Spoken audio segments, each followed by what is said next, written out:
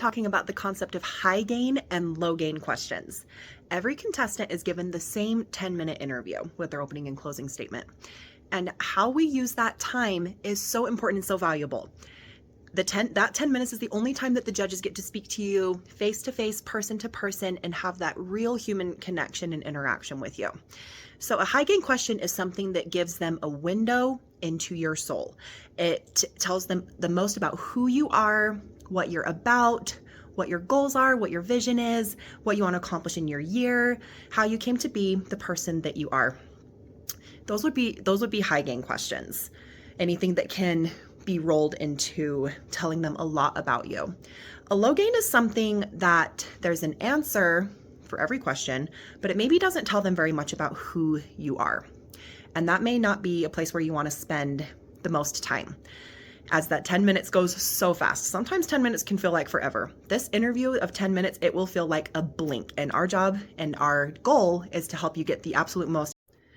So how do we address those high gain, low gain questions?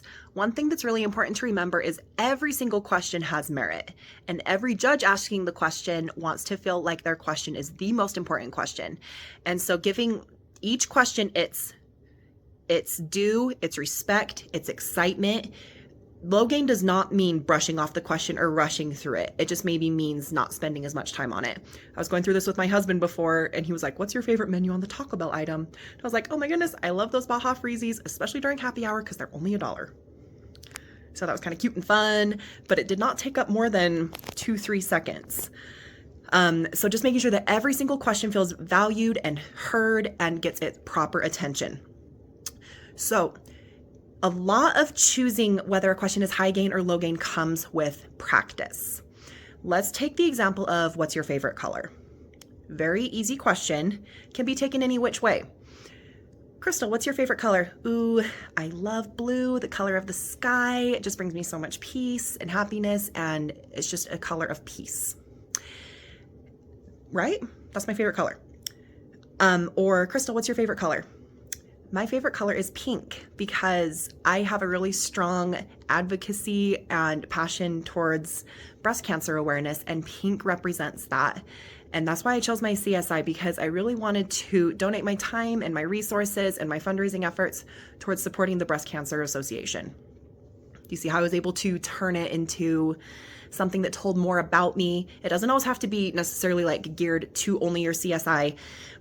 Going into your interview, you should hopefully have a top 3, 4, 5 things that you say, okay, I want the judges to know this about me by the time I leave my interview. And if you are answering all these questions and you find mentally, oh my goodness, I have not mentioned my talent, and that's really important to me that I bring that up. When you get asked what's your favorite color, you can say, you know what? Nothing speaks to me more than the black and white keys on the piano. My piece, my talent tonight, da, da, da, da, da. So you can gear your answers to fill that space however you feel is going to be most beneficial. Those high gain and low gain questions, we also want to help you practice to show a range of emotions in your interview. And so if you're going through your interview and you find, okay, I've talked about my CSI the entire time, there's so many different sides and facets to every single one of you. There's the happy, there's the serious, there's the passionate, there's everything in between. And you want them to leave feeling like they got a real sense of who you are. And so if you find that you've been on one topic for a long time, find a question and gear it to a new facet of who you are, because that 10 minutes, like I said, will go super duper fast. So as you are preparing for your pageant and beyond, and really putting all these pieces together, practice and notice how much time you spend telling a story. We blink and it's been 3 minutes. Oh my goodness, I just spent 3 minutes telling a story about visiting my grandma's house that didn't really tell anything about me. Or if you find that to be high gain, where it tells a lot about you and your family and your history and your love for agriculture and whatever it may be, then spend the 3 minutes on that. You get to decide what is high gain and what is low gain. And we were so excited to see how you put that together in your interview.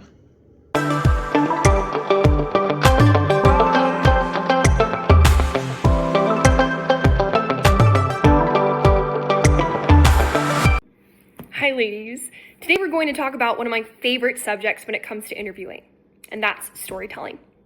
Storytelling, I think, is one of the most powerful secret ingredients to a really stellar interview. And it's not just me who says this or the pageant community. It's also science. There's actual studies out there to show that telling stories releases oxytocin, dopamine, endorphins, you name it. I won't go into the scientific side of it, but it's really interesting. So I encourage you to watch the Science of Storytelling TED Talks that we've linked at the end of this presentation because they're so good. But I want to get down to the nitty-gritty because aside from the science and all the fancy scientific terms, the reason why storytelling is important is that it simply comes down to the fact that it creates human connection. We feel connected to people when we tell stories, when we share stories. It breeds honesty, empathy, just shared emotion. It creates all sorts of emotions and does all sorts of great things to help bring us closer to people. So I want to give you an example of how storytelling can enhance your interview. So I'm going to give you two options or two ways that you could answer a potential interview question. So a little context, a little background. I had a cancer scare when I was 15 years old with my thyroid. So that's just the little bit of context you need. So let's say I get asked the question, Jessie, what was it like to have a cancer scare at 15 years old? So here's option one. Having a cancer scare at 15 was really hard. It changed my life and was really scary. And I really had to lean on my family and my friends. But, it was one of the hardest things I've ever had to go through, and it really helped shape me into who I am today. And it helped me to become more grateful for my life. Okay, that's option one. Option two. You asked me, Jessie, what was it like having a cancer scare at 15?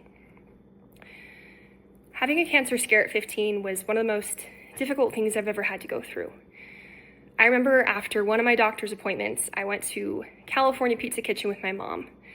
And I remember just staring at my plate, not really wanting to eat because I felt so lost.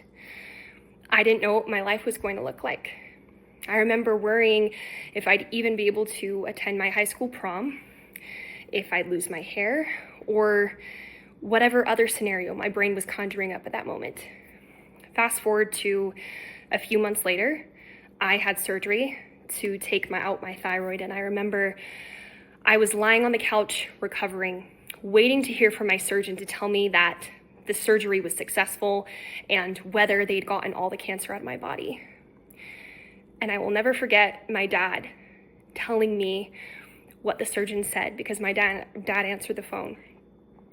And he said there was no more cancer left in my body and the surgery was successful and I was all clear.